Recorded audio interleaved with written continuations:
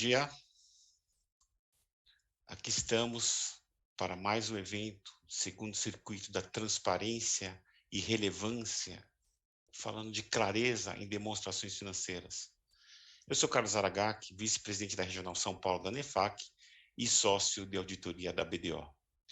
Em nome da NEFAC, eu agradeço a participação de todos que estão aqui conosco em mais este evento, em continuidade a este circuito de transparência, que é uma das bandeiras, que é o objetivo da NEFAC, promover debates de cases relevantes, né, onde se fomentam as boas práticas de governança corporativa, e todos sabem que realmente essa bandeira de transparência é o que pauta a NEFAC como um todo.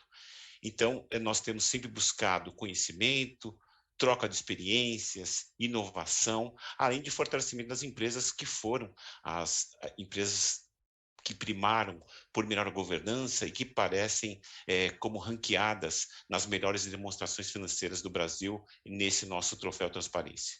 Então, eu peço que a todos nos acompanhem em nosso portal da transparência e fiquem por dentro de todos os temas que a NEFAC tem divulgado. O tema será relevância e clareza nas demonstrações financeiras, como eu disse. Não vou iniciar falando sobre o que seria importante, relevante e claro, porque eu vou deixar para os nossos debatedores. Então, eu só abro dizendo que talvez não seja importante, né? A exceção, em termos de bandeira de ANEFAC, em termos da gente enquanto profissional, nós temos dito que algumas divulgações, aquelas que não seriam relevantes, divulgações não materiais, essas são as que não deveriam ser apresentadas, né? Porque o que deve, o que é importante e relevante ser apresentado para todos os stakeholders, os nossos debatedores aqui falarão. Então, eu começo o evento de hoje com Verônica, Kleber e Marcela, pedindo para cada um se apresente, fale brevemente do seu currículo e, na sequência, nós iniciamos nossos trabalhos de hoje pela NEFAC. Bom dia a todos. Professora Verônica. Olá, bom dia a todos. Obrigada, Carlos, primeiro aí, obrigada pelo convite para participar do evento. Bom, meu nome é Verônica, eu sou professora de contabilidade na FECAP, na Fundação Escola de Comércio Álvares Penteado, aqui de São Paulo. Eu tenho a minha formação em contabilidade, mestrado e doutorado pela FEA-USP, e eu sou professora na FECAP há 3 anos, eu dou aula tanto na graduação quanto no mestrado. E minha linha de pesquisa, desde a graduação, é em transparência e qualidade da publicação das demonstrações financeiras, tá? E aí é sobre isso que eu vou falar aqui hoje também, daqui a pouquinho. Obrigado, Verônica. Kleber. Bom dia a todos e a todas. Meu nome é Kleber. Obrigado primeiramente pelo convite da NEFAC para participar desse segundo circuito da transparência.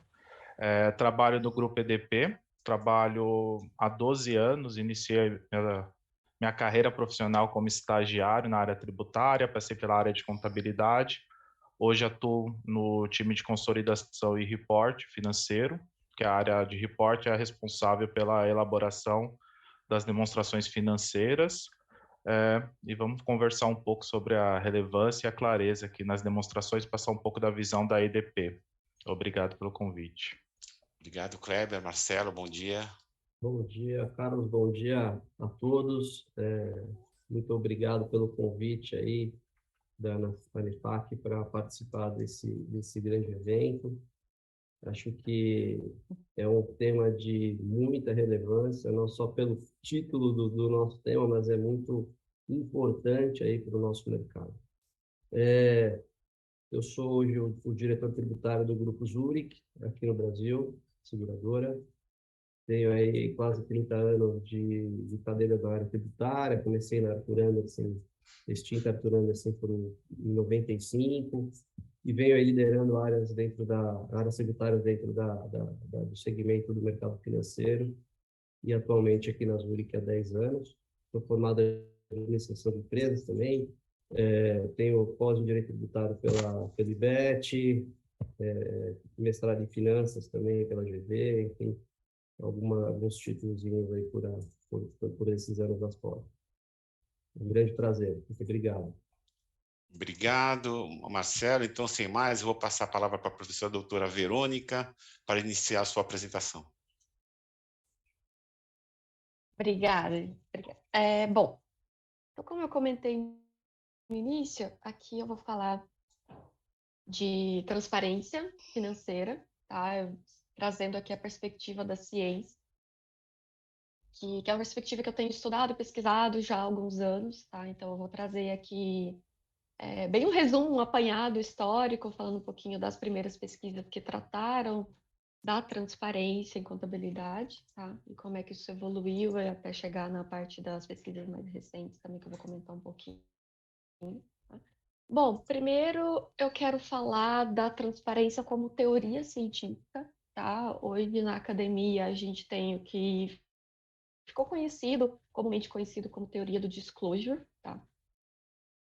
Essa teoria, ela data ali as origens dela dos anos 80 até os anos 90, principalmente com os trabalhos do pesquisador Robert Verrecchia, tá? Que é da Universidade de Pensilvânia, nos Estados Unidos. O Verrecchia, então, é uma pessoa que está pesquisando essa área desde lá os anos 80. Aqui eu trouxe alguns exemplos dos primeiros artigos dele, de 1983, que ele trata de disclosure discricionário, e de 1990, que ele ainda trata do disclosure discricionário, e aí ele já começa a falar um pouquinho de qualidade informacional. Aí uma coisa que é interessante, eu sei que esses primeiros artigos, as primeiras pesquisas, eles eram teóricas. Por exemplo, esses artigos aqui do Verrecchia, que eles traziam um modelo econômico teórico, então já baseado nas teorias econômicas que existiam na época, tá? E então, assim, é interessante que nesse modelo econômico, ele pondera o seguinte, as empresas elas fazem divulgação. A divulgação tem um custo. E qual que é o benefício? Né? Então, ele tenta ponderar para explicar assim, o porquê que é que as empresas fazem divulgação e como é que o mercado recompensa as empresas por essa divulgação. Tá? Então, nesse modelo é bem interessante que ele pondera os custos da divulgação com as expectativas dos investidores. Então, fica uma coisa meio o investidor do lado de fora da empresa, ele não sabe o que está acontecendo com a empresa lá dentro. Então, ele depende dos sinais que a empresa envia para ele. Então, a partir desses sinais que vêm através do disclosure, é que os investidores vão formar essas expectativas e aí vão tomar suas decisões de acordo com essas expectativas que eles formaram. Né? Então, e aí o gestor do outro lado vai ponderar, tá? Que expectativa eu quero formar no investidor para que ele invista na minha empresa, então o que eu preciso divulgar para isso? E, então, assim, essas foram as bases iniciais ali do que formou a teoria do disclosure. Tá? Depois, ali na década de 90, outros autores seguiram, e é interessante que muitos desses autores incluíam Verrecchia, tá? Esse trabalho aqui que eu citei do Frankel et al., de Frankel e outros, de 1995, o Verrecchia é um dos outros autores, tá? E aí eles já estão trabalhando, aí você vê que o primeiro trabalho, vamos discutir como é que funcionam os custos e benefícios do disclosure. E aí vamos analisar como é que o disclosure, né, a divulgação de forma geral, impacta a qualidade da informação. E aí agora vamos ver uma consequência mais clara desse negócio, que é como é que isso ajuda a empresa a levantar capital. E aí esse virou o carro-chefe das pesquisas em divulgação e transparência, que é o efeito disso para a empresa levantar capital. Daqui a pouco eu vou falar um pouquinho mais. Então, esse trabalho aqui de 95, eles fazem uma associação. Então, esse é um dos primeiros trabalhos empíricos, tá? Usando dados dos Estados Unidos, lá, se eu não me engano, eles pegaram dados de 89 a 90 e pouquinho. Então, ainda é um período de tempo pequeno. Tá? E aí eles encontram o seguinte, né? Então, vamos analisar, vamos pegar aqui essas empresas, vamos ver como é que elas fazem divulgação. Tá? E aí, por enquanto, tá tudo dizendo de disclosure discricionário. Basicamente, disclosure voluntário, tá? Ou seja, aquela informação que a empresa escolhe divulgar por alguma razão. Né? E aí, nesse trabalho, então, eles encontraram que essas empresas que têm mais divulgação, especificamente aqui eles analisaram a divulgação de projeções, tá? A divulgação de projeções futuras. Então, se as empresas fazem mais essa divulgação, elas acessam mais capital externo, especificamente via o mercado de ações. Então, eles estão encontrando, tá? Então, acho que a nossa teoria está fazendo sentido, ou seja, aquelas empresas que divulgam mais, elas levantam mais capital, né? Então, formando ali as primeiras bases da teoria do disclosure, tá? Em seguida, eu trouxe aqui alguns trabalhos ainda ali da década de 90, tá? Aqui o Diamond Verrecke. Então, veja, né? O Verrecke, ele continuou bem atuante aí na linha. Ele tem vários trabalhos aí desse assunto, tá? E esse trabalho de 91, ele também é um trabalho teórico, tá? Só que aqui eles já investigam, né, como é que o disclosure se relaciona com a liquidez das ações no mercado de capitais e como é que isso deveria impactar o custo de capital, tá? Lembra que esse ainda não é um trabalho empírico. Outros autores fizeram um trabalho empírico sobre o custo de capital, mas como eu comentei ali no meu slide anterior, o custo de capital ele virou o carro-chefe dessas pesquisas, principalmente nos Estados Unidos, tá? Então, nesse modelinho ali desse artigo de 91, eles mostram o seguinte, quando uma empresa faz mais divulgações, ela atrai maior demanda de grandes investidores, por exemplo, fundos de pensão e outros investidores institucionais, tá? E essa atração acontece porque isso aumenta a liquidez das ações. Então, a empresa divulga mais, tem mais gente interessada nas ações daquela empresa e isso atrai mais grandes investidores, tá? E essa atração desses grandes investidores funciona diminuindo o custo de capital da empresa. Então, de novo, aquela relação básica. Uma empresa que é mais transparente, ela consegue levantar mais capital e capital mais barato também, tá? Um pouquinho mais para frente do tempo, já chegando no final dos anos 90, que tem um trabalho do Sengupta, que é bem interessante. Ele é um trabalho que é empírico, tá? Aqui ele analisa as empresas dos Estados Unidos também. Por enquanto, essa literatura inicial ele é muito focada nos Estados Unidos, tá? Mas agora, mais para frente, a gente já tem mais evoluções nesse sentido. Esse trabalho do Sengupta, ele analisa empresas do finalzinho dos anos 80 até 97, então ele já tem um período maior, aí, quase 10 anos, mais de 10 anos, na verdade, que ele analisa. Tá? E aí, uma coisa que é importante, ele já não analisa mais quantidade de disclosure, mas ele analisa agora a qualidade do disclosure, ou seja, isso já é um quesito. Isso é uma coisa que a gente discute bastante na academia, né? O que é transparência? É mais informação ou é informação de maior qualidade? Entra ali um pouco do que o Carlos comentou no início da fala dele, né? Ele falou, divulgação de informação imaterial não é transparência, né? Não é jogar mais informação, porque isso, na verdade, pode ter um efeito contrário, porque isso vai confundir o investidor, tá? Então, é importante, o termo qualidade aqui é muito importante, porque não adianta eu jogar um monte de informação para o mercado, eu preciso jogar informação que é relevante, informação que é clara, né? Entrando aí no tópico da nossa discussão de clareza, que isso é muito importante. Então, esse trabalho do Sengupta, ele é importante justamente por causa dessa virada que ele faz, né? Não adianta analisar só quantidade de discurso, mas também qualidade. E é legal que ele analisa uma base de empresas com o custo da dívida, tá? Geralmente, a maior parte das pesquisas na área analisa o custo de capital próprio, então no mercado de ações, os investidores, mas ele mostra que os credores também se beneficiam da maior qualidade de dívida, porque os credores, da maior qualidade do disclosure, porque os credores vão ver aquela empresa que tem uma qualidade melhor de divulgação das suas informações como menos arriscado e, portanto, vão cobrar juros mais baixos. Então, ali o Sengupta ele mostra que empresas com maior qualidade de disclosure têm menor custo de dívida, tá? Não só custo de capital próprio, mas também de dívida. E aqui um trabalho um pouco mais recente, tá? O Lambert e outros, se eu não me engano, o Verrecke está aqui também, tá? Não tenho certeza, não lembro de cabeça, mas acho que sim. E aqui ele vai entrando um pouco mais no disclosure contábil, tá? Então, vamos... Por exemplo, um daqueles trabalhos ali que eu mencionei no início, eu estava falando de projeções, tá? Por exemplo, esse aqui do Frankel está falando de projeções pro mercado, de um modo mais geral.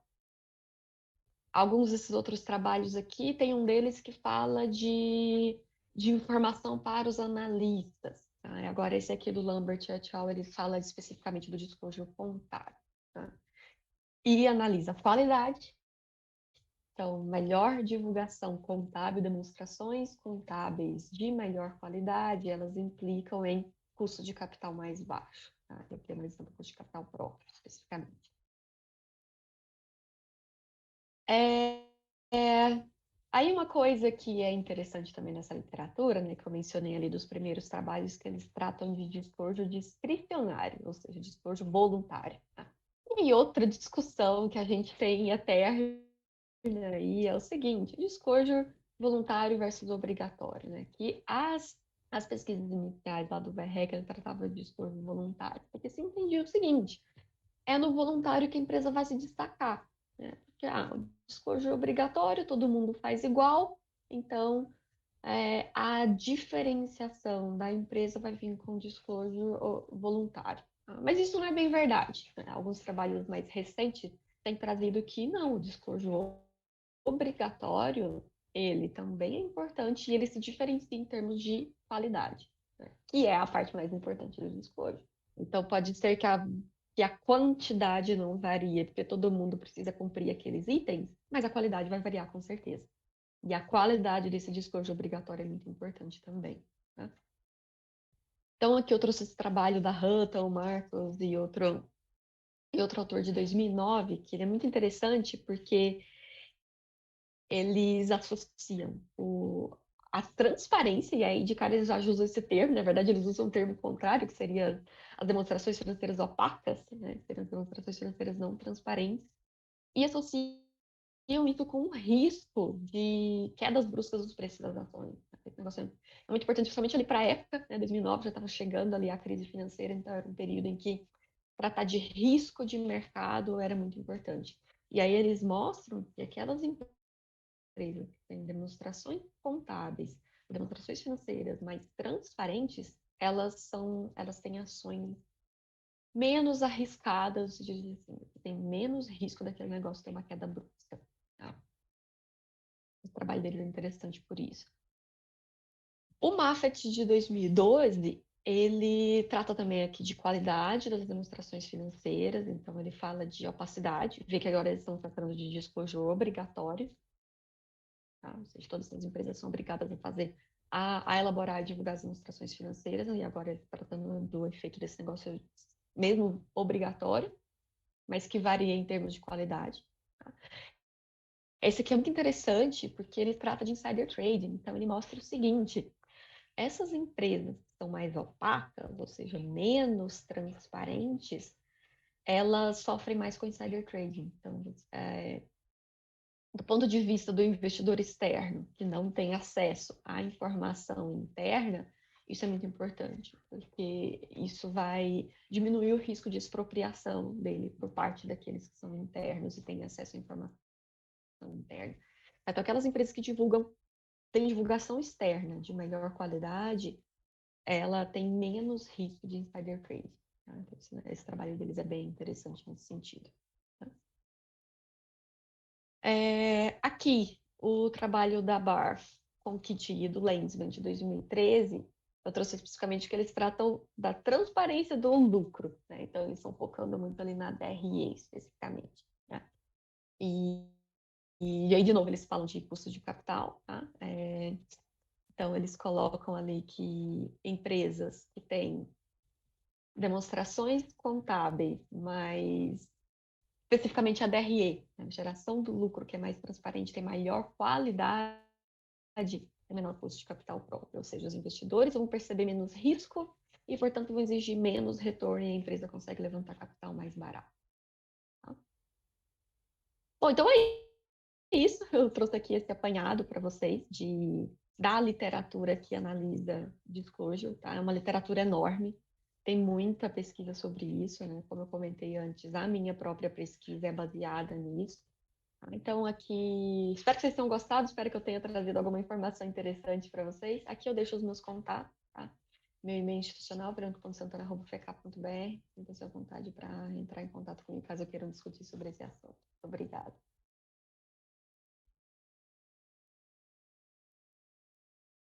Ok, Obrigado, professora doutora Verônica, pela explanação, falando sobre disclosure e trazendo esse benchmark todo, principalmente de um mercado muito consolidado com o americano, e qual é o pensamento dos stakeholders, acionistas em geral. Então, agora, vamos trazer um pouco da parte prática, né, da situação, né? O dia a dia, o fechamento, e para isso, vamos falar de um pouco de energia. E eu vou pedir ao Kleber que agora passe com sua apresentação. Kleber, nos conte como que é o dia a dia disso tudo aí, dessa preocupação com os stakeholders demonstrada pela professora doutora Verônica. A palavra é sua. Obrigado. Vamos passar um pouquinho aqui da visão da como a IDP trabalha, né, na questão das demonstrações, na relevância aqui relevância e clareza das demonstrações financeiras. Aqui um pouquinho, né, eu vou falar um pouco da IDP, então, brevemente falar um pouco sobre a IDP, depois a gente vai falar sobre a transparência e a clareza das informações prestadas, a qualidade e o grau das informações contidas ali nas demonstrações financeiras e as notas explicativas, e a clareza do relatório da administração e sua consistência com as informações divulgadas. Falando um pouco da IDP, a IDP é uma empresa subsidiária da IDP Portugal. No Brasil, ela atua em praticamente todos os segmentos do setor energético. A gente atua na área de geração, transmissão, distribuição e comercialização de energia. Trazendo uns dados, né? A gente tem 2,7 gigawatts de capacidade de instalação de geração, mais de 3,7 milhões de clientes na distribuição, aqui voltado mais para as duas empresas que são 100% do grupo, que é a EDP São Paulo e a EDP Espírito Santo, e tem mais 3,3 milhões na Celesc, que é uma empresa que a gente tem participação, 29,9%. Linhas de transmissão, a gente tem 2.526 quilômetros de linha de transmissão, que representam 6 empresas do grupo. A IDP sempre está inovando, buscando a inovação na energia solar, que é a nova fonte de geração, e os investimentos que a IDP procura sempre está voltado hoje para transmissão e distribuição, e também novos serviços, né, com a nova marca que é a IDP Smart. A gente está listado desde 2005 na B3, e há 16 anos a gente integra o ISE, né? O Índice de Sustentabilidade. E um dado importante, em 2021 a gente ficou em primeiro lugar em 2021. A visão estratégica da IDP global, né, que a gente falando da IDP como um todo, é a liderança de transição energética para a criação de valor. Então, bem em linha com o que a gente traz aí nas demonstrações financeiras. Falando um pouco agora do time de report, né, que é o time responsável pela elaboração e a preparação das notas explicativas, o nosso time focado na demonstração é composto por 7 pessoas, temos analistas, o consultor e a nossa gestora.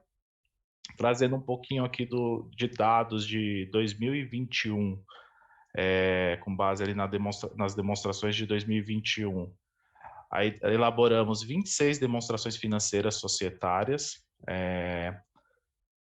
Por ser uma empresa, né, do setor energético, a gente é regulada ali pela ANEEL, e temos algumas obrigações regulatórias também, e uma delas são as demonstrações contábeis regulatórias. Então, dentro das empresas do grupo, elaboramos 12 demonstrações. E aqui um outro ponto importante dos 26 prêmios da ANEFAC, a IDP já ficou entre as melhores demonstrações 9 vezes e 2 vezes foi eleita a empresa destaque. Agora falando sobre a transparência e a clareza aqui nas informações, né? Acho que como a professora mencionou um pouco sobre a qualidade na divulgação, a EDP, a gente se preocupa muito em envolver todas as áreas ali no fechamento. Então, uma das nossas atividades são as reuniões de pré e pós-fechamento. Então, mensalmente temos reuniões para discutir os temas. O time de report sempre está envolvido para acompanhar já o que está acontecendo ali, já pensando de como trazer isso para o relatório, como passar isso para os nossos leitores. Então, é um processo que a IDP vem fazendo mensal. Temos também um alinhamento prévio com a auditoria externa. Então, a gente procura sempre marcar reuniões com a nossa auditoria externa para já trazer os temas do trimestre, já levar para discussões, mostrar. Algumas vezes já antecipamos já as notas explicativas que vão sair ali no relatório para ver a opinião da própria auditoria sobre o tema. Então, a gente tenta antecipar ao máximo, isso ajuda a gente trazer uma qualidade nas informações. E a elaboração das notas explicativas, como eu mencionei, é o nosso time que prepara as notas nos relatórios, mas a gente trabalha muito com as áreas de negócio, que é a área que está ali fechando a operação, é a área que tem o contato diretamente com outras empresas, conversa.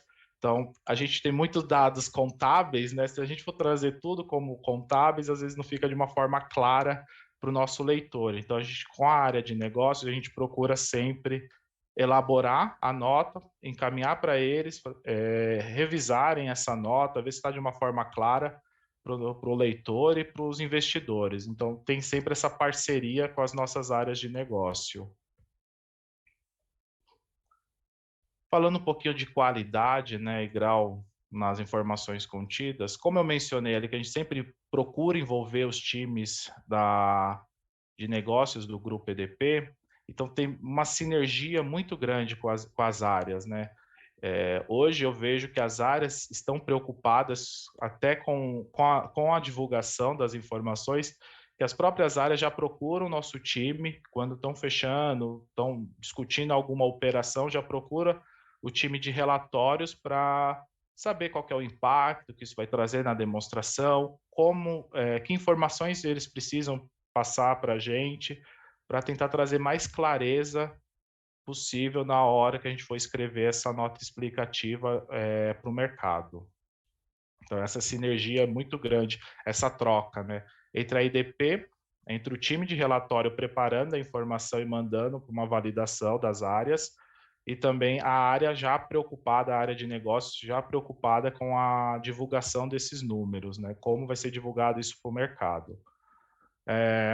A gente costuma fazer benchmarking constante com os players, né? Então, a gente sempre com base nas demonstrações anteriores, que foram destaques no prêmio, principalmente a NEFAC, ou empresas que são reguladas pela ANEEL também do setor, a gente procura fazer esse bench para avaliar se as informações que estamos apresentando tem como melhorar. Então, a gente procura estar sempre constante, tentando melhorar as demonstrações financeiras. Então, a gente costuma muito fazer essas validações com normas, com outras empresas que aparecem como as melhores em divulgação. E o objetivo sempre é trazer notas explicativas mais claras e objetivas para os nossos leitores e investidores. Então, todo esse trabalho, né, no final, a gente procura essa clareza nas informações. Aqui na IDP, a gente acaba criando um fluxo de revisão, isso ajuda na clareza, né? Então, tem a parte dos analistas ali que preparam todos os relatórios.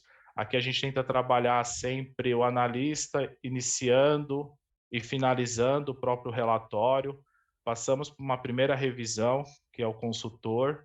Depois temos uma revisão do contador responsável pela empresa. Encaminhamos para a nossa auditoria revisar. Também o nosso diretor revisa e, por fim, o nosso vice-presidente também recebe as demonstrações. Então, temos esse fluxo para garantir uma qualidade nas informações que a gente vai colocar ao mercado. E aqui, falando um pouquinho da clareza dos relatórios da administração e consistência, né? Aqui a gente procura trabalhar sempre em parceria com a área responsável. Então, a área que elabora esse relatório da administração, a gente procura envolver nas reuniões trimestrais, que temos trimestre ali para fechar os temas que estão sendo discutidos naquele período, envolver a área já para passar os principais temas, os principais pontos, para a área já começar a elaborar o relatório. Tentamos enviar com antecedência essas notas explicativas, que é uma forma também de garantir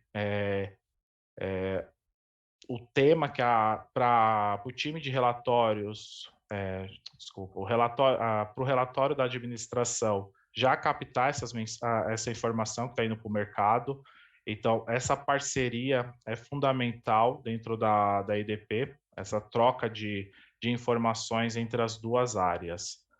Então, eles mandam com antecedência, inclusive, o relatório da administração para o nosso time valida, aponta alguns possíveis ajustes, devolvemos, e, em contrapartida, também, eles retornam para a gente aqui com a revisão deles sobre a demonstração financeira. Então, a gente olha para os dois relatórios, sempre caminhando junto ali com as informações, para ficar mais claras ainda para o nosso leitor.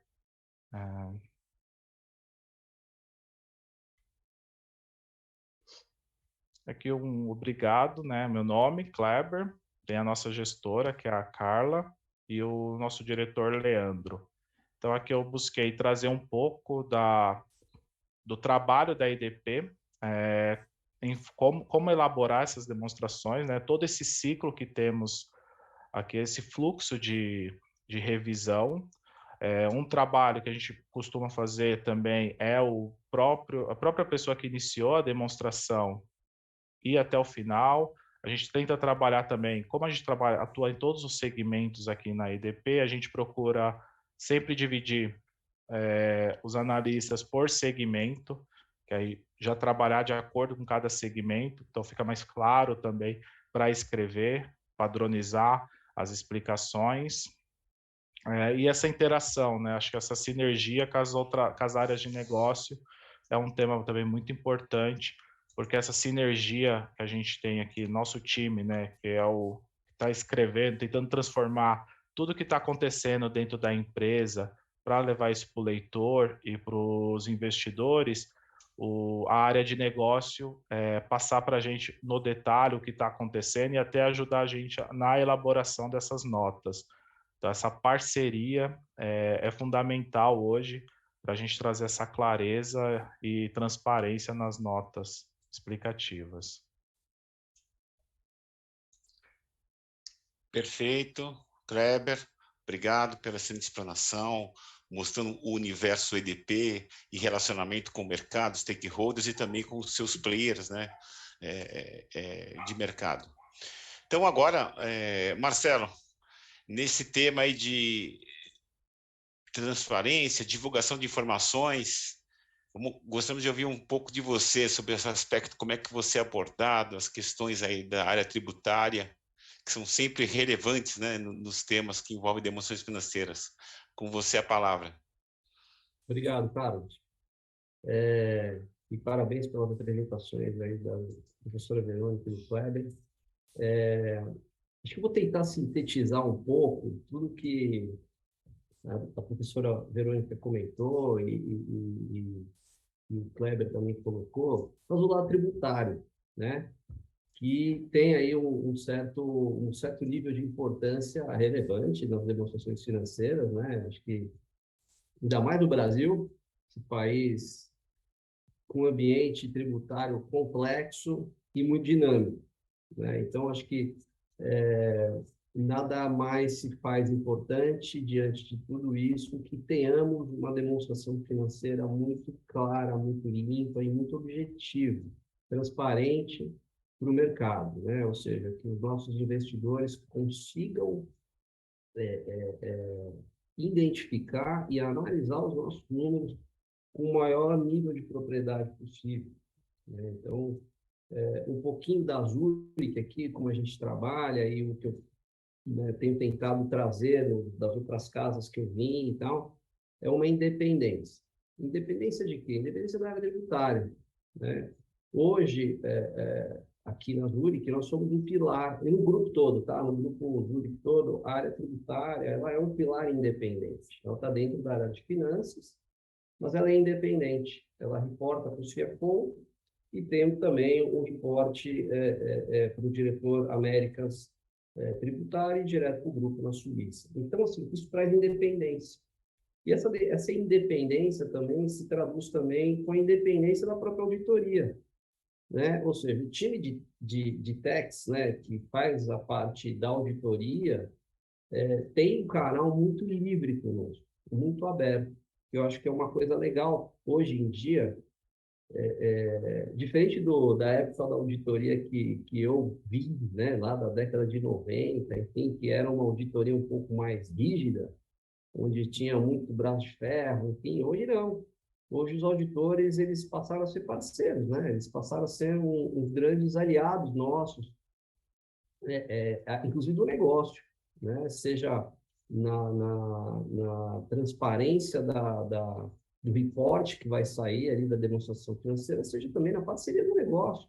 Poxa, será que eu estou indo para um lado certo? Será que o negócio está indo para um lado errado, dentro das normas e regulamentações contábeis? Então, uma coisa que a gente tenta aqui também fazer é qualquer tipo de negócio novo, ou qualquer tipo de transação, operação, estrutura, a gente bate um papo com os auditores antes, né? Até da gente poder fechar algum negócio muito importante, né? Então, acho que um pouco do que o Kleber falou, a EDP é regulamentada pela Enel, não diferente aqui pela SUSEP, os bancos pelo Banco Central, enfim, a gente tem uma rigorosidade muito grande, né? Então, assim, além da Receita Federal. Então, assim, temos o órgão regulador que determinam regras muito rígidas, principalmente para as seguradoras, em termos de solidez, liquidez e transparência dos seus resultados, né? Ou seja, o principal índice de avaliação de uma seguradora ela é a liquidez, é o caixa. Então, a gente tenta trazer uma transparência muito grande para o mercado, seja da Zurich Brasil, mas como ela trabalha com o mundo nas suas operações de resseguro, prosseguro, e outras operações que existem com o mundo todo, que traz, no final do dia, uma credibilidade para a seguradora em termos de caixa, que é o principal índice de avaliação de uma seguradora.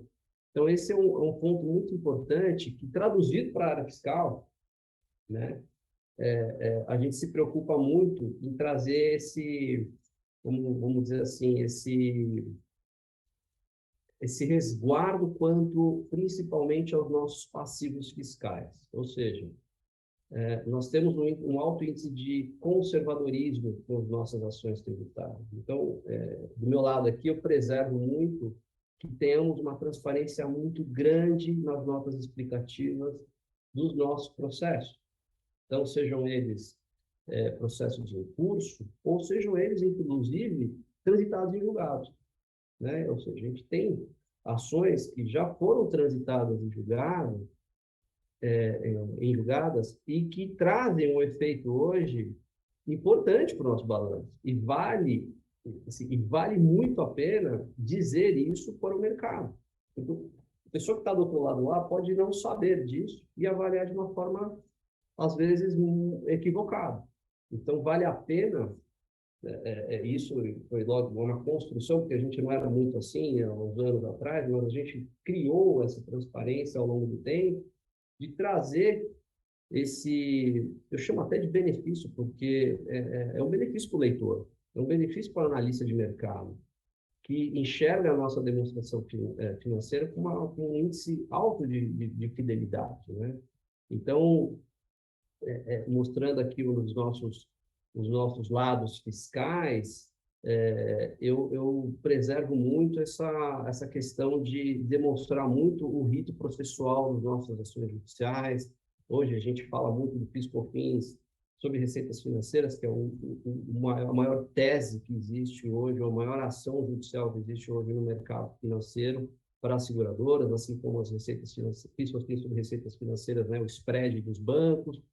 Na indústria, a gente se fala muito da exclusão do ICMS da base do PIS/COFINS, né? Enfim, eu acho que cabe, é uma responsabilidade enorme para as empresas demonstrar como que essas ações estão caminhando, né? Como que a empresa, óbvio que você não vai abrir o processo todo no explicativo, mas você vai trazer ali o maior nível de transparência possível, porque são ações relevantes e que vão impactar significativamente no caixa da companhia e no seu resultado. Porque imagina se a gente ganha o nível, o tamanho da reversão contábil que eu vou ter, o impacto que eu vou ter no meu livro, certo? Trazendo aí um relevante índice de lucratividade para a companhia futura, né? Por exemplo. Então, assim, a gente tenta trazer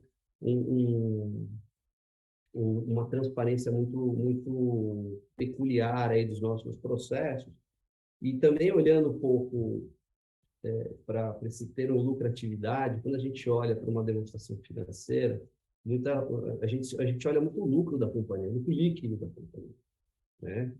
E a gente acaba não olhando muito o lucro real da companhia, que é o imposto de renda, né? Composto ali pelas suas adições, exclusões, diferenças temporárias, diferenças permanentes, que são efeitos significativos de grandes impactos nesses índices que eu acabei de mencionar, seja da lucratividade, seja da liquidez, seja do patrimônio, seja de capital mínimo requerido, enfim, de uma série de pontos e índices que o tributário traz de reflexo para esses componentes. Então, a gente tem aqui a gente tem na minha área, na área tributária, uma equipe que cuida das notas explicativas e que dão esse zelo, vamos chamar assim, importante para que a gente tenha o maior disclosure dos nossos impactos fiscais dentro das nossas demonstrações financeiras e de todas as empresas que a gente tem e que a gente divulga balanço. Temos algumas empresas de serviço que a gente acaba não divulgando o balanço, né? Então, eu acho que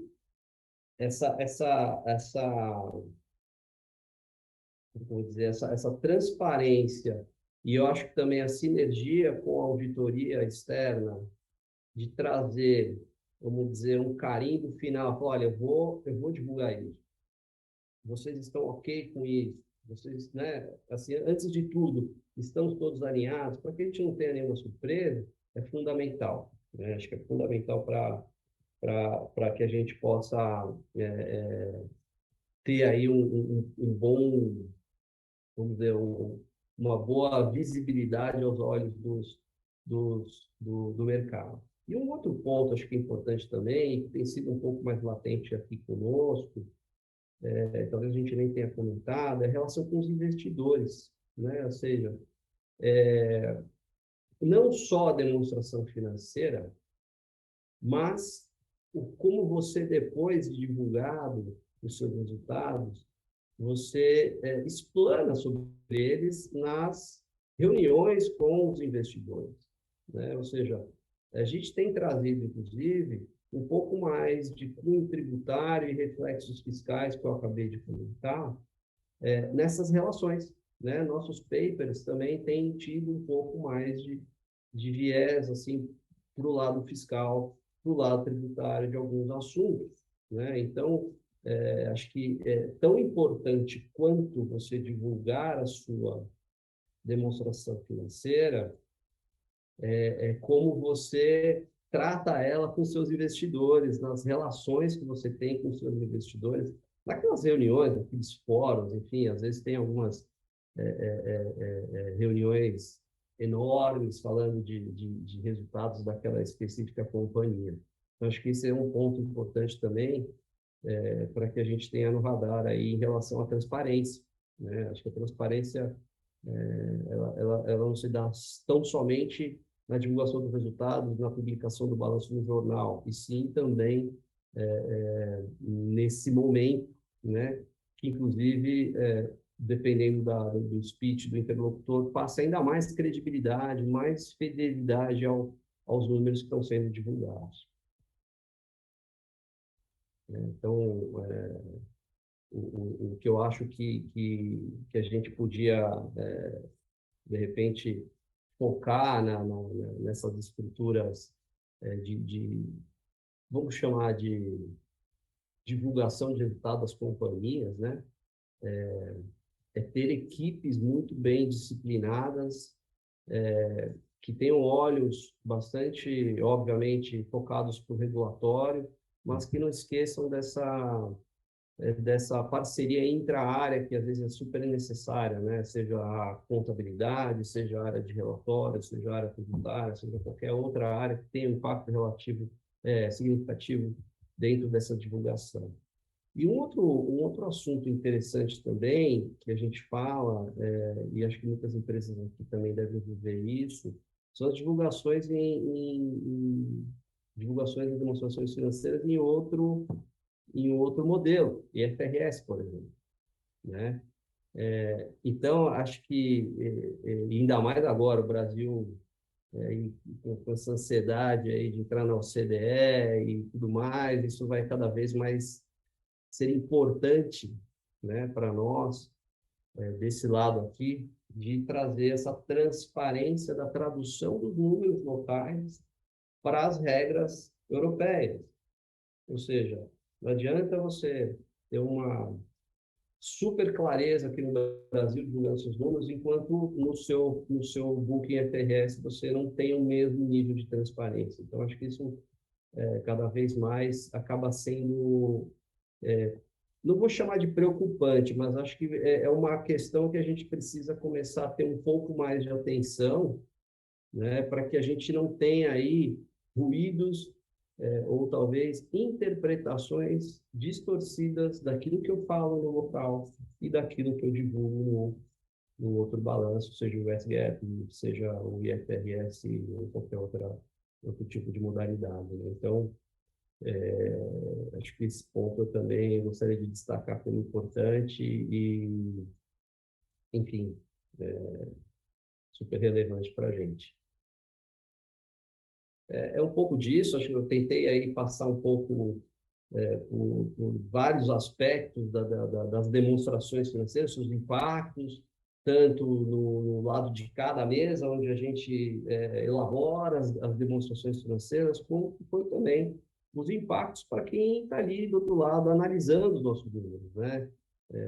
Que eu acho que é o mais importante, inclusive, né? Ser transparente, ser o quanto mais objetivo possível para que essas informações sejam acessadas e interpretadas da melhor forma. Tá? Muito obrigado e fico aberto para perguntas e tem qualquer coisa. Obrigado, Marcelo, pela sua visão, uma visão bastante abrangente de mercado, né? Como você disse, do lado de cada mesa, mas que também teve o viés de auditor, que você já foi, nessa interação de demonstração financeira, né, que a gente sabe que a relação é muito profunda, né, entre auditores e elaboradores. Então, uma visão bastante interessante que você trouxe no geral e as expectativas, né, com relação a mesmo as nossas casas matrizes no exterior, né? Qual a expectativa do que eles divulgam lá fora com o que nós divulgamos aqui no Brasil. Como você disse, temos os dois reports, né? Um report externo, de repente FRS e o SGAP, mas também temos a divulgação local e as demandas que trazem a nossa legislação brasileira, né? E a complexidade tributária que você, às vezes, deve se virar um pouco para explicar lá fora, não? Essas questões tributárias que envolvem disclosure. Esse é o maior desafio, Carlos, tentar explicar o nosso mundo tributário aqui, né? Perfeito.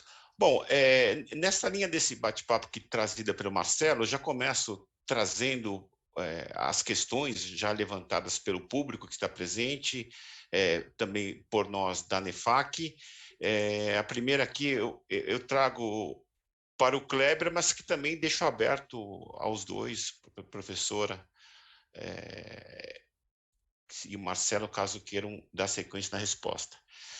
A ordem das notas explicativas nas demonstrações financeiras, em sua grande maioria, tem sido padrão.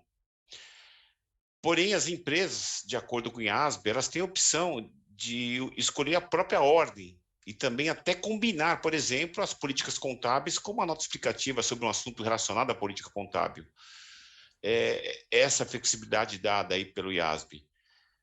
Então, Kleber, quando nós chegaremos aqui no Brasil esse nível de disclosure um pouco mais, sem essa sequência padrão, será que passa por mudança comportamental de quem prepara, de auditoria e também do regulador aqui no Brasil? Como você avalia isso? Uma boa pergunta, Carlos, obrigado. Do meu ponto de vista, eu acho que isso vai ser um trabalho em conjunto. Eu acho que essa mudança tem que partir um pouco, acho que as empresas, né, adotarem essa ordem, não ter essa ordem, né, cada empresa avaliar ali como divulgar as informações, né, a relevância, trazer as notas que acham mais relevantes no começo, mas precisa ter uma sinergia com todas as áreas envolvidas, né, auditoria, o próprio órgão regulador. Então, acho que é uma mudança que precisa ter uma participação de todo mundo, mas eu acho que o start talvez comece pelas empresas adotando essa mudança de não ter essa ordem, né? Seguir ali o ativo e passivo, depois DREs, não seguir essa ordem. Inclusive porque nós temos algumas companhias que já fazem algumas divulgações relacionadas com a política contábil, com a nota específica. Professor, algum comentário com relação a essas mudanças? Esse é um comentário que é também bem discutido aqui na academia, porque entra naquela questão da diferenciação, né, que eu comentei até na minha fala. Se todas as empresas fazem as notas explicativas iguais, fica difícil para o investidor saber qual nota explicativa é mais importante para uma empresa ou para outra, né? A gente entende a dificuldade do lado da empresa, que é exatamente como o Kleber comentou, que tem que alinhar a empresa com o auditor, com o regulador, para daí o investidor conseguir entrar na história, né? Então, isso tem muito a ver com a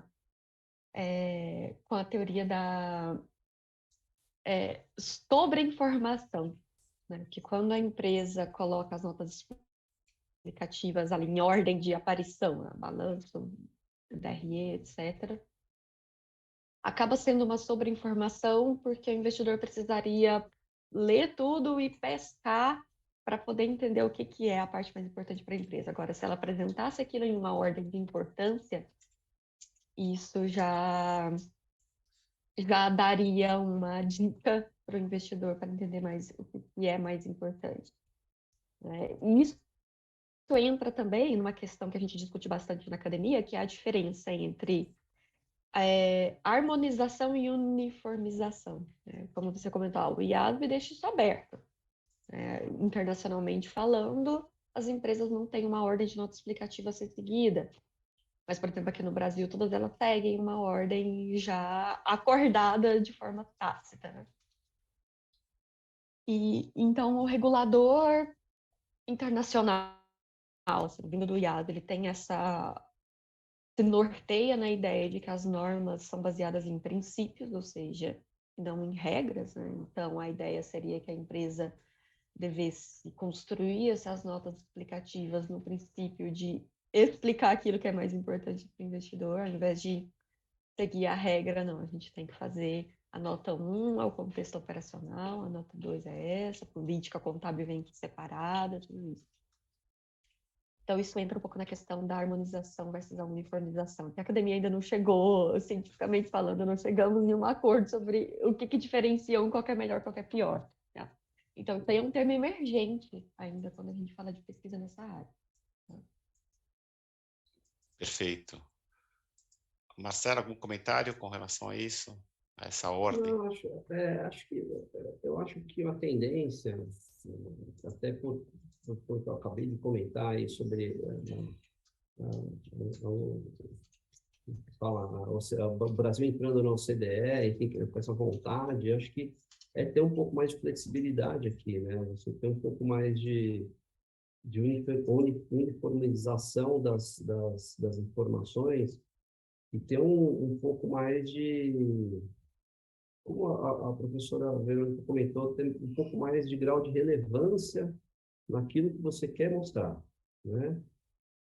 Hoje é meio engessado, né? Todo mundo apresenta do mesmo jeito e aquele ritmo meio congelado ali, né? Então, talvez seja interessante até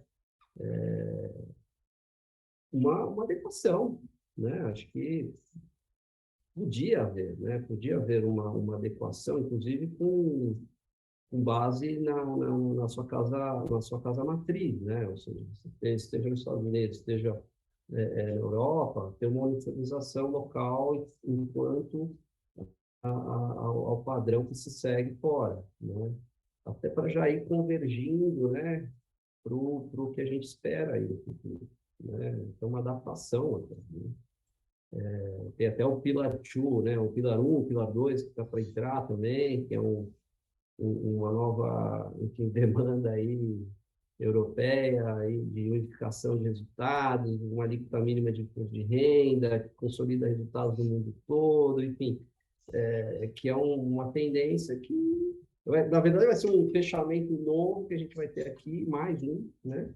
Dentro de outras regras, de outras necessidades. Então, assim, quanto mais uniformizado for, mais facilita a nossa vida aqui também, né? As equipes agradecem, inclusive. Perfeito. Bom, por falar em casa matriz, né, uma pergunta para a professora. Pela sua exposição, parece que os trabalhos que estudam a transparência são mais focados nos Estados Unidos. Nós temos trabalhos para mercados emergentes, especificamente para o Brasil? Temos sim, tá? De fato, essa literatura ela nasceu nos Estados Unidos e ela ganhou força nos Estados Unidos, então, justamente as referências mais antigas vão ser de lá, do mercado americano. Mas mais recentemente, e boa parte talvez se deva à adoção das FRS ao redor do mundo, tem crescido muito esse tipo de pesquisa usando uma amostra cross-country. Então, tem muita gente que analisa vários países, tá? E tem gente que analisa países específicos, inclusive aqui dentro do Brasil. E a gente tem... bom, aí a pergunta que surge é, não, mas e funciona aqui também, né? Essa pesquisa aí que mostrou essa relação com menor custo de capital, maior facilidade das empresas de levantar recursos lá nos Estados Unidos, no mercado desenvolvido, é uma coisa, né? E aqui no Brasil ou em outros países emergentes. Então, no geral, a gente tem encontrado associações positivas também. Tá? Na minha dissertação, eu analisei especificamente o Brasil, eu analisei a adoção das FRS na qualidade da informação contábil. E eu encontrei ali uma associação positiva entre a adoção das normas e uma maior transparência das empresas, especificamente uma maior absorção de informação por parte do mercado. Tá? Na minha tese, eu estudei Brasil, mas estudei outros países também, da América Latina e também da Ásia e de outros continentes. Então, essa melhora da informação estar associada a uma maior facilidade da empresa de levantar capital é um resultado que a gente encontra em vários países, inclusive aqui em casa também. Tá? Durante o próprio doutorado, tem colegas que analisaram isso também especificamente sobre o Brasil, não só para investidor, mas para outros stakeholders também. Tá? Então, tem esse tipo de pesquisa em mercados mais locais, sim. Obrigado, professora. Bom, agora, Roberto Vertamati, nosso conselheiro. Obrigado, Vertamati, pela sua participação aqui. Ele vai estar pedindo um comentário de todos vocês. E o Vertamati comenta o seguinte, que as demonstrações financeiras aqui no Brasil, via de regra, são extensas, em especial as nossas explicativas, e muitas vezes com excesso de informação. Como que vocês avaliam isso? Obrigado, Vertamati. Professora, Kleber, por favor, depois, Marcelo. Bom, naquela linha que eu comentei sobre de excesso de informação, né? Essa é uma crítica que que a gente vê já há alguns anos, de notas explicativas longas demais. Então, você pega o arquivo, tem 150 páginas, né? Você fica, as pessoas vão ler tudo isso, né? Então, por exemplo, aquilo que comentamos antes, se tivesse uma ordenação com base em importância, já facilitaria esse trabalho, né? De pescar a informação que a gente tem. Tem pesquisas na área comportamental que estudam o efeito disso, de confusão do investidor, quando ele abre aquele negócio e tem muitas páginas, como é que ele vai saber o que é mais importante. Então, tem pesquisa que mostra que isso é pior, tá? Então, esse excesso de divulgação não implica em maior qualidade de divulgação, isso é uma coisa que é importante. Mas eu imagino que do ponto de vista da empresa, e o Kleber provavelmente vai saber explicar isso melhor, isso deve ser complicado, né? Assim, como é que correr o risco de não divulgar é pior, talvez, do que divulgar em excesso. Mas isso aí deixa o Kleber comentar. Então... Kleber, não só em termos de EDP, né, Kleber, mas além de EDP, no seu passado aí de demonstrações financeiras, até chegar a premiação como a NEFAC, transparência. E aí, como é que é essa questão de trabalhar, essa questão do que é importante, o que é excesso, o que é duplicidade, como é que você trabalhou ao longo do tempo? Então, a gente... Aqui na EDP, um pouquinho da EDP, a gente sempre busca, né, olhar para as demonstrações, a gente faz esse trabalho, né, anualmente de olhar para as notas, ver se a gente consegue reduzir, mas igual a professora falou, é difícil, porque às vezes a gente fica com medo de deixar de passar alguma informação para o leitor, né? Então, ocultar alguma informação que é importante, mas a gente procura sempre procuramos sempre reduzir o máximo possível as explicações em nota explicativa, buscando sempre trazer mais clareza, né? Não trazendo textos gigantes, mas trazer o máximo possível de clareza nas informações, mas realmente é um trabalho difícil, não é um trabalho fácil de olhar, saber se está com excesso ou não está com excesso de informações, mas a gente procura aqui fazer esse trabalho. A gente busca sempre reduzir o máximo possível as explicações. A gente conta muito com a parceria da nossa auditoria para olhar ali para as notas, saber o quanto a gente pode divulgar de informações, mas é um trabalho que a gente vem fazendo todo ano, a gente procura sempre ver se é possível reduzir. Mas é um trabalho difícil. Obrigado. Você avalia esse excesso, Marcelo, em algumas demonstrações? Sim. A gente procura também, um pouco na linha do Kleber, e aí do lado tributário, obviamente, a gente não ter tanto juridiquês, né? A gente não ter muito, desculpa a terminologia do juridiquês, mas acontece, né? E aí a coisa fica mais complexa ainda. Então, uma das preocupações que eu tenho aqui com o grupo é da gente ter um maior nível de objetividade nas nossas notas explicativas fiscais, né?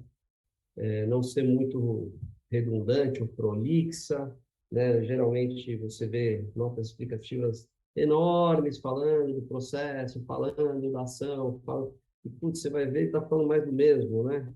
E isso dá até preguiça no leitor, né? Então a gente aqui procura ter uma coisa muito enxuta em relação a esses temas fiscais. Tá? A gente procura, obviamente, sem deixar de falar o que é importante, eventualmente evoluções dos processos, das ações, dos riscos, e também deixando claro quanto a qualidade da informação. Acho que muito mais como a professora Verônica falou, o mais importante é a qualidade, não a quantidade. Né? A gente se preocupa bastante com isso também. Perfeito. Uma das coisas que a gente percebe as empresas de auditoria corroboraram bastante com os disclosures quando criaram as famosas CIAs ABCs, mas o que a gente percebeu é que algumas empresas perderam, assim, a CIA ABC era o norte de disclosure a ser adaptado a cada companhia, a cada negócio, mas muitas acabaram meio que no início dando Ctrl+C, Ctrl+V e aí divulgando lá as 200 páginas da CABC, que era só um roteiro ilustrativo com o máximo de exemplos possíveis para aprimoramento, mas não para necessariamente uma cópia. Acho que no começo se pecaram muito por seguir os modelos sem adaptação. Mas agora, Marcelo, aproveitando o que você falou do juridiquês, em termos de nota, né, que pode até confundir um pouco o leitor, e aí eu pergunto para você, também o Kleber, a professora, se quiserem os três comentarem, é o seguinte, as demonstrações que são elaboradas pela administração, são revisadas pela auditoria que emite a sua opinião, vocês em algum momento se perguntaram, será que essa nota explicativa aqui ela foi efetuada por auditores e contadores e não para o leitor? Foi feita para nós? Vocês já se passaram por isso? Eu queria ouvir os comentários de vocês. Sim. Muitas das vezes a gente escreve para nós mesmos, né? Achando que todo mundo vai entender. Então, acho que um pouquinho do que eu comentei agora há pouco é a linguagem, né? A gente manter um nível de linguagem, talvez, mais do dia a dia. É difícil falar do dia a dia numa coisa muito técnica que se chama demonstração financeira e espera-se do leitor também que ele seja um cara técnico, né? Mas, mesmo assim, olhando do lado tributário, não necessariamente o leitor do outro lado, que é um analista financeiro, um analista de mercado, é um advogado, ou trabalhou, ou trabalha numa área tributária, enfim, talvez não tenha a expertise, isso não é nenhum demérito, mas talvez não tenha, né, a expertise tributária para interpretar num nível tão técnico, o que a gente quer dizer. Então, o que a gente procura é realmente tirar um pouco esse juridiquês dos temas fiscais e falar numa linguagem um pouco mais de mercado, uma linguagem um pouco mais financeira, né? Falando também em relação a essa convergência de temas tributários com índices de análise de balanço, liquidez, solvência, capital, enfim, outros temas que impactam, né, o nosso dia a dia do analista de mercado. Né? Então, sim, temos essa preocupação e todo ano é uma luta para poder melhorar o português aqui do pessoal. O Kleber até sorriu. Fala, Kleber. Às vezes se sentiu, pô, será que é para o mercado essa nota? Ou é só para nós? Compartilho da opinião do Marcelo, realmente. A gente vem nesse trabalho constante, né, de olhar ali para o relatório da administração. A gente acha muitos termos mesmo bem contábeis, né? E a gente vem tentando melhorar. Acho que é igual o Marcelo falou, a gente faz esse trabalho de olhar ali, tentar melhorar a linguagem, né? Uma linguagem um pouco mais clara para os leitores, mas é um trabalho também que hoje tem muito de uma linguagem bem contábil, né? Acho que o relatório da administração. Professora? Esse tema sempre levanta algumas polêmicas. Aqui tem muita pesquisa que tem analisado a legibilidade das demonstrações financeiras, e principalmente focando nas notas explicativas, algumas vezes também no relatório de administração, mas tem muita coisa nas notas explicativas. De inclusive associando isso com qualidade das demonstrações financeiras. Então, tem gente que usa como medida da qualidade o quão fácil é ler as notas explicativas. E, no geral, o que as pesquisas mostram é que não é fácil. Tem muito, tanto termos técnicos, como vocês comentaram, o Marcelo falou do juridiquês, o Kleber falou também de outros temas muito específicos, às vezes tem muita coisa específica da operação da empresa, e aí parece aquela nota que foi feita para a própria empresa, né, como o Carlos comentou. Mas a gente tem também dificuldades assim, da própria construção das frases que dificulta a legibilidade. Por exemplo, quando a gente compara demonstrações financeiras em português ou em inglês. O inglês, naturalmente, talvez dê para entender sim, ele tende a ter construções de frases mais simples. Já o português, ele tende a ter construções de frases mais complexas quando você está em um texto mais formal. E às vezes sente essa necessidade de escrever de forma mais complexa, mas que, na verdade, você está atrapalhando a transparência daquele texto. Então, a gente tem umas análises dessa linha. Você tem muita coisa a ser melhorada, tem espaço para ser melhorada pelas empresas. Não só no uso de termos técnicos, mas na própria clareza da escrita. Como vocês veem os benefícios para as demonstrações financeiras na antecipação de temas com auditoria independente, aí, aberto a vocês? Eu posso começar, que eu acho que esse é um tema legal. Eu tive uma experiência muito recente nesse sentido, do quão importante tem sido a relação com os nossos auditores. Assim, vou até sintetizar um pouco do que a gente viveu aqui. É um tema que a gente vinha discutindo há basicamente uns 2 anos, com o grupo, interpretação de IAS 12, com base de cálculo local de alguns tributos, como PIS/COFINS, enfim, uma interpretação meio que, obviamente, muito técnica, né? E que ficou aí ficamos, né? Um nível de complexidade muito grande, até talvez um braço de ferro, um pouco meio que, pô, não é daqui, não é dali, fica uma coisa meio complicada. Então, o assunto ia e voltava. Quando tivemos algumas reuniões com os auditores, expusemos isso, né? Expusemos o tema e, na interpretação deles, eles entenderam, enfim, resumidamente, do nosso lado aqui no Brasil, né? Então, pô, vocês têm razão, a interpretação é essa e dá para nós trazermos isso para dentro do IFRS. Agora, falando um pouco do IFRS, mas acho que a parceria da auditoria serve para os dois lados, né? Então, foi muito bom ter esse aliado conosco naquele momento, porque, em que pese a complexidade do tema, eles foram um facilitador, né? Eles acabaram nos ajudando. E aí, obviamente, o grupo, e com a auditoria externa global, também conseguimos unir os esforços e trazer essa interpretação para o nosso balanço, e trazendo, por fim, no final, tudo era para que a gente tivesse um benefício a mais no nosso resultado, que será divulgado aí, né, em 2022. Então, o benefício foi duplamente estendido, seja na relação com o próprio auditor, que é um benefício, é bom você ter isso com o nosso auditor, e que se traduziu, obviamente, num benefício financeiro, econômico para o nosso balanço. Então, hoje em dia eu acho fundamental, tá? É fundamental a gente ter essa boa relação.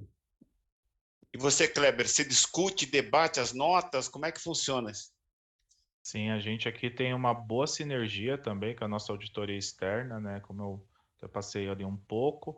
A gente costuma ter reuniões trimestrais com a auditoria, já levar os temas, né, que estão em discussões, para ouvir a opinião deles, trazer já os pontos ali para a discussão, já preparar as notas explicativas, até em alguns momentos a gente antecipa essas notas para validação, já ir construindo, né, não deixar ir para o final da divulgação. Então a gente procura sempre ter esse alinhamento prévio com a nossa auditoria externa, e nas demonstrações anuais a gente acaba fazendo até essas reuniões mais semanais a gente acaba fazendo essas reuniões já para ir pontuando tudo que está acontecendo na semana. Então essa sinergia eu acho fundamental e ajuda a gente melhorar nossas demonstrações, né? Trazer mais qualidade na hora de divulgar, porque vai estar todo mundo alinhado, sem precisar chegar ali no final, ter alguma surpresa, ter alguma discussão ali nos últimos momentos ali da divulgação. Então é bem importante, eu acho muito importante esse alinhamento. Perfeito. Ô, Kleber, aproveitando que você acabou de explanar, a Andréia, ela pergunta, a EDP utiliza algum sistema para a elaboração de demonstração financeira?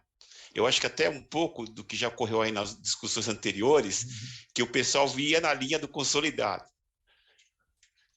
Hoje não, ainda não. O nosso sistema hoje é o Excel. Hoje a gente ainda trabalha com Excel nas demonstrações. A gente está passando pela implementação aqui do SAP S/4HANA. Então, para o ano que vem, ano 2023, 2024, a ideia já é começar a trabalhar com um sistema para consolidar e preparar as demonstrações financeiras, mas hoje não. Hoje a gente trabalha com Excel. Com toda uma preocupação aí nas planilhas, né, de segurança de quem acessa, por exemplo. Você falou em 26 empresas no grupo, é isso? Isso. A gente trabalha então deve ter todo um cuidado com a consolidação, né? Fico imaginando em cada ITR, as demonstrações finais de cada controlada, quem controla a consolidação, quem tem acesso, né? Deve ter toda uma segurança aí também, não? Sim, a gente trabalha aqui com preenchimentos, né? Ali a parte de preenchimentos, o próprio time de contabilidade prepara os números, preenche. Depois nosso time aqui de report efetua uns bloqueios, né, no Excel, aí fica só controle nosso mesmo. Aí fica controle responsável só o time de relatórios para mexer ali com o Excel no final. Mas é uma preocupação que temos. Mas para o ano que vem, temos aí a implementação do sistema que vai entrar para nos ajudar. Ok, bom, já estamos aí caminhando para o final. Eu acho que essa pergunta aqui, mesmo, professora, você pode falar da visão, mesmo do ponto de vista do que você tem essas percepções em relação à academia, e vocês de um aspecto mais prático, em termos de divulgação, quais são as preocupações maiores dos comitês de auditoria? Quem começa falando?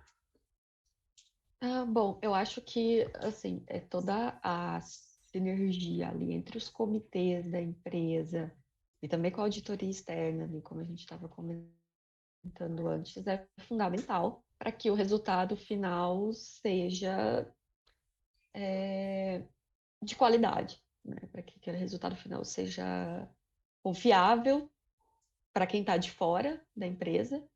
E aí, o papel desses órgãos que compõem toda a estrutura de governança corporativa da empresa é fundamental.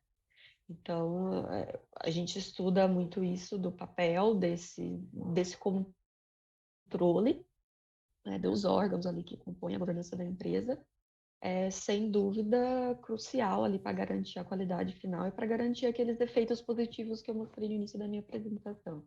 Então, isso é fundamental.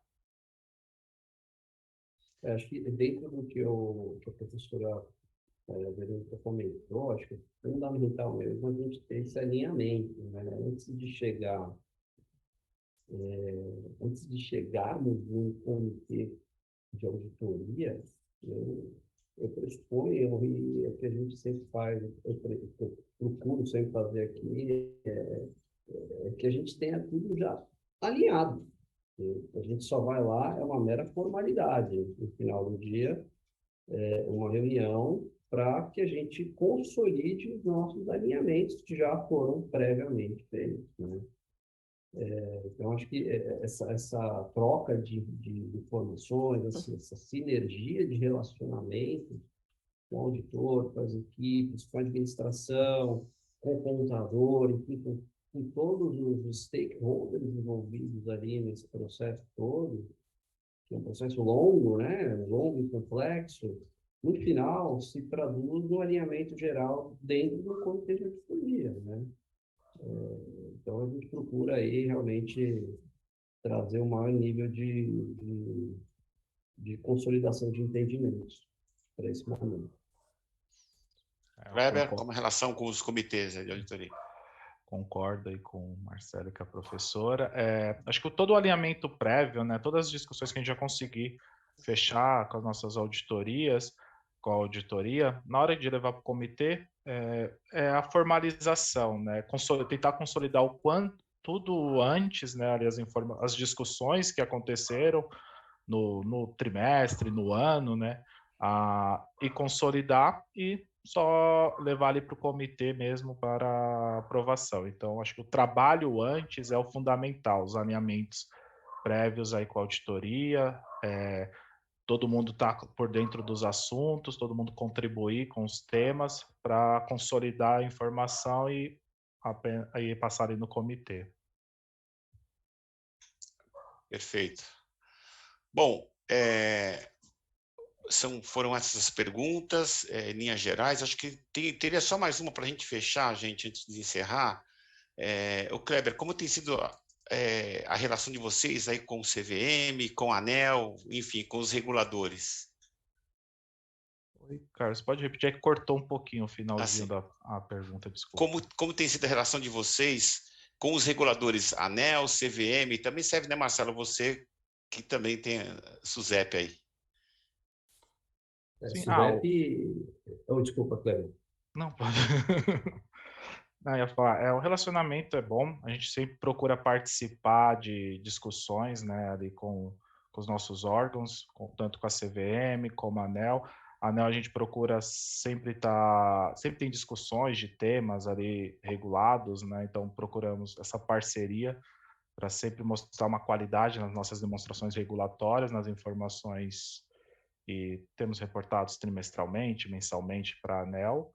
E com a CVM também, procuramos sempre ali olhar o que está acontecendo, buscando sempre essa relação com a CVM na forma de divulgar sempre da melhor forma possível. Eu ia comentar um pouco nesse sentido também. A área tributária não tem tanto relacionamento com a SUSEP, né? Esse relacionamento ele é muito mais centralizado com o pessoal de reporting, o pessoal de accounting policies aqui do grupo. Mas não menos importante, a gente tem um relacionamento muito afiado com a Receita Federal, né? Ou seja, a Receita Federal, no final do dia, é quem nos fiscaliza, é quem realmente questiona uma série de detalhes tributários, hoje, inclusive, atualmente, né? Cada dia mais vinculados eletronicamente. O Brasil tem sido aí um dos países mais eletrônicos no ambiente tributário do mundo. Então, os cruzamentos das informações são muito rápidos e assertivos pela Receita Federal. Então, a gente tenta e procura ter um ótimo relacionamento, sabe?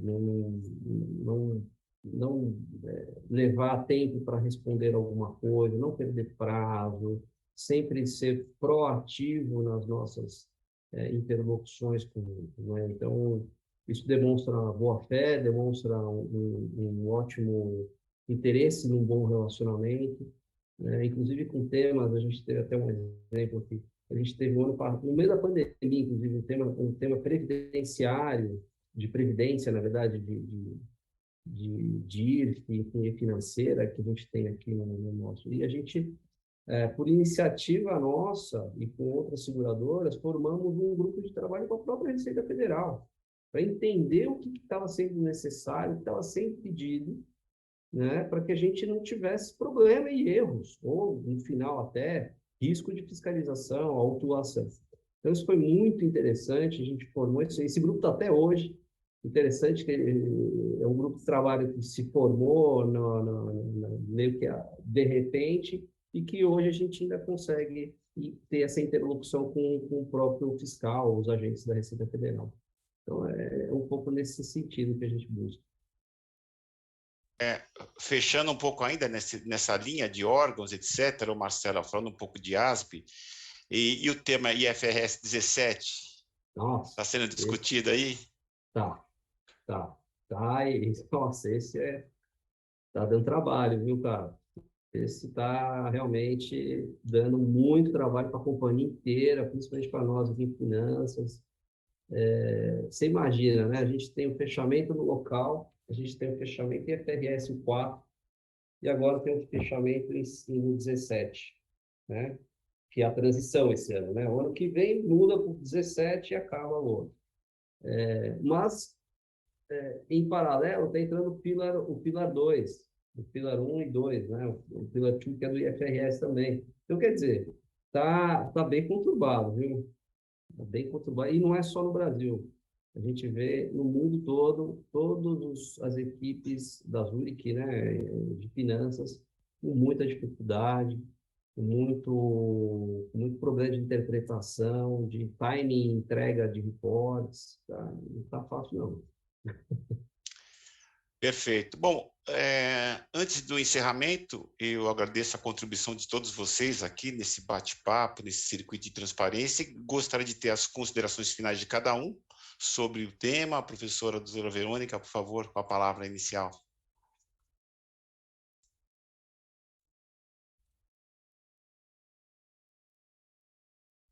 O microfone, professora.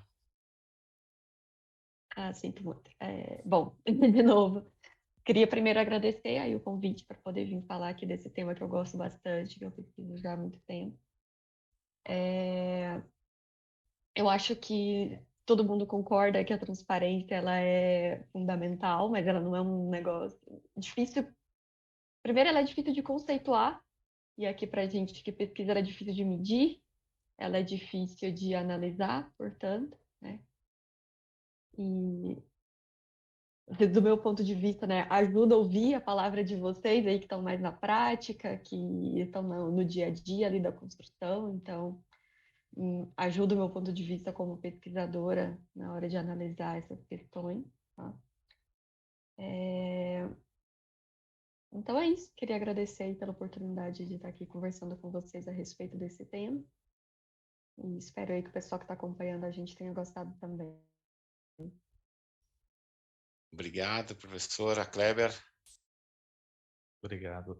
Queria agradecer pelo convite, participar aqui, falar um pouquinho, né, da visão da empresa sobre a clareza e na divulgação das demonstrações.